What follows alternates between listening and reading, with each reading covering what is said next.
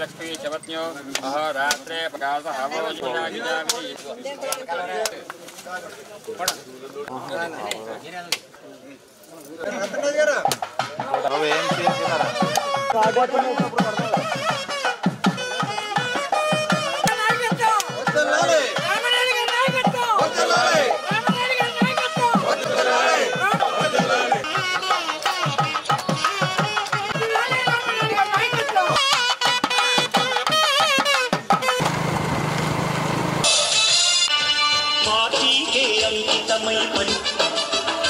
విజయాలను సాధించారు చేసి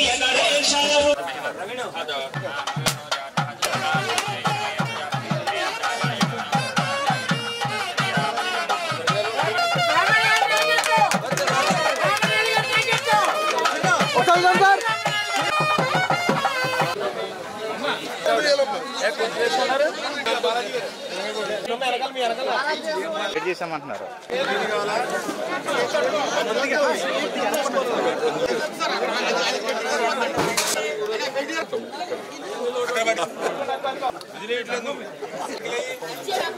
మీ అందరి ఆశీర్వాదంతో ఈ ప్రభుత్వం అధికారంలోకి వచ్చింది.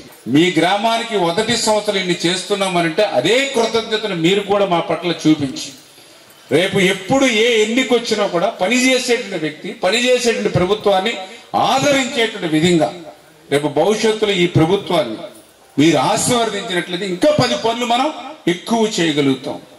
అబద్ధాలతోటి అసత్యాలతోటి మనల్ని ద్రోహం చేసేటువంటి వాళ్ళు, నమ్మించి మోసం చేసేటువంటి వాళ్ళు, దగా చేసేటువంటి వాళ్ళని దరిదాపులు కూడా మీరు దయవుంచి రానివ్వద్దని చెప్పి మనందరినీ కూడా కోరుకుంటూ ఉన్నాం.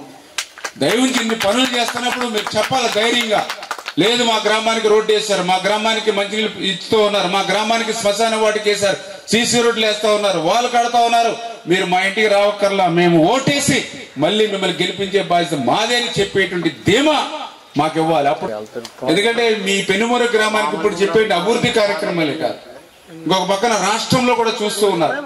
చంద్రబాబు నాయుడు గారు ఎంత కష్టపడుతూ ఉన్నారు, పవన్ కళ్యాణ్ గారు ఎంత కష్టపడుతూ ఉన్నారు, నరేంద్ర మోడీ గారు ఎంత కష్టపడుతున్నారు. ఆలోచన కూడా చేయండి మీరు కూడా. ఎందుకు చెప్తున్నానంటే ఈ మాట, ఇది 2024లో మాకు అధికారం ఇచ్చారు, కానీ అధికారాన్ని అనుభవించడానికి లేదు, మాకు ముళ్ళ కిరీటంలా ఉంది ఇదంతా కూడా.